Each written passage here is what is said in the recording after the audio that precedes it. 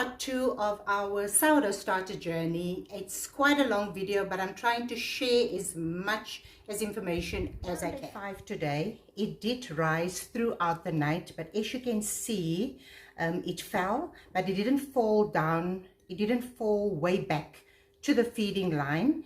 So everything is so fine. Your starter did not die. If you think, oh, my starter's died, I'm giving up, it just means that your starter's hungry.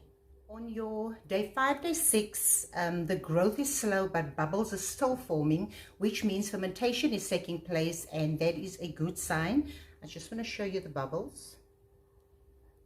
So there's still bubbles.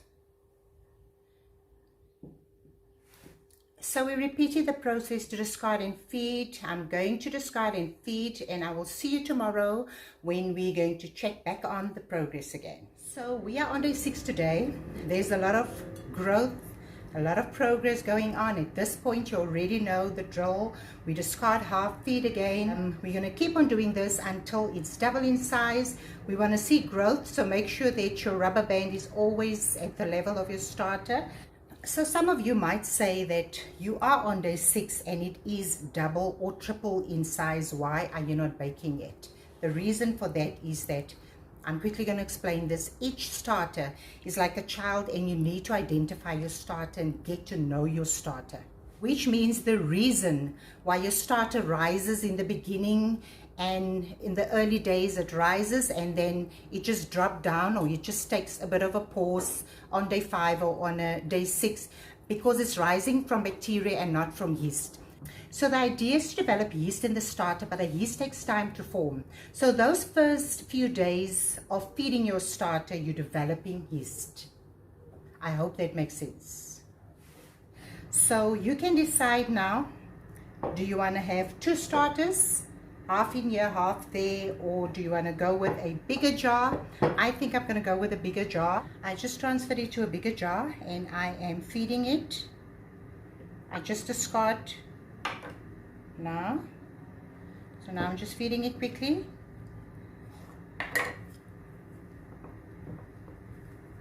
So see you tomorrow when we check back on our progress again. So the lights went on and off while I was busy recording, so you see the difference on the video. So we are on day 7 today, and my starter rose triple in size. I didn't think that this is going to happen, because remember yesterday we changed over from a smaller jar to a bigger jar, and I didn't want my starter to overflow. So I think it's the heat, because it's warmer now, but this is a crazy activity going on. So I'm going to test my starter to see if it's ready. So we'll be doing the flow test today. I've got a glass of water here. You take a little bit of the starter and just drop it into the water. So I'm just going to take a little bit. Look at this. Oh, looks beautiful. And just drop it in. As you can see, it's floating. That means our starter is ready, and we can start baking bread because it's floating. So an indication that your starter is good, active and ready, it should be double or triple in size. It should have air bubbles around the outside of the jar or on top. It shouldn't have a top dome shape. You want the dome to flatten out. If it starts to deflate, it means that it's passes its peak, but you can still use it. So this starter was established on day 7. This is my second starter. If you don't see a lot of growth between 6 and 9 days, don't freak out. Some people only see activity or real action on day 10. My first starter was only established on day 13. Just be patient and give it more time. So we are on day 8 today. Yesterday we passed our flow test. It's been a week. And as you can see, this starter is thriving. So once you've established your starter and it's active, it's just easier to maintain.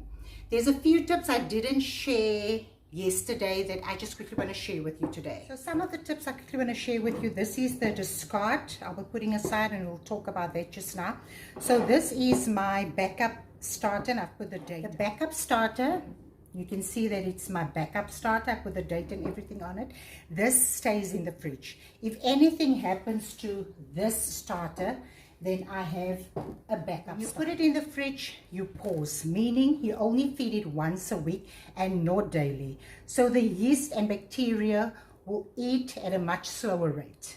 So what I do, I take it out of the fridge, allow it to get to room temperature, I feed it just as normal, and then I wait for about an hour, and then I put it back in the fridge. And then you feed it weekly. So if you want to bake, you take it out of the fridge, wait for it to get to room temperature, feed it. After 4 to 5 hours, you can start baking your bread. This is just easier if you don't want to feed every day. So this is my backup starter if anything happens to my other starter. Then we're going to go over to discard. Discard is your unfed starter that you discard from your jar to a different jar. If you don't discard, it will just keep on growing bigger and bigger, and you will end up with a big starter. So your discard you can use for your baked goods like banana loaves, scones, pizza, cinnamon buns, rolls, or whatever. So this is what you use for your discard.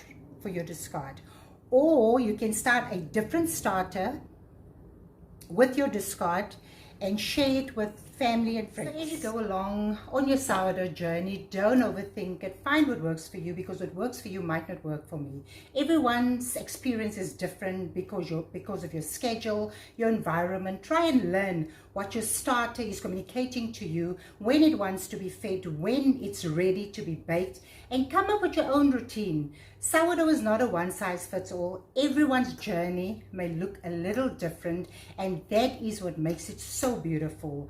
So just have fun, don't overthink it, trust the process, and be patient. If you enjoyed this video, please don't forget to subscribe to my YouTube channel. Follow me on Instagram or Facebook. The link and the recipe will be in the description. And don't forget to hit that like button on Instagram, Facebook, and YouTube. Thank you for watching, and God bless.